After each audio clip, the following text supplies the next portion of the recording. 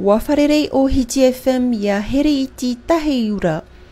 Arat ei no te ea no puna o ia. Ini ai tona ohipa. Ai tati, te iene matuti, te anei hoia no te afei te mau prou hoia me te prohianar mea na te hau whenua. Tera hoia nei so te mau whaaturar a, e no te mau parurur a hoa tatato mau waha, no te tamar a hoa te mau rima, e no te rahoa, me te rahoa ia tatou. Te ria. Te roto hoa wau te ie a rua no Outumoro, e hana no Outumoro, te veitu ara te to tau pra mau hoa, i purarahi ai roto te mau arua no puna aviat atua.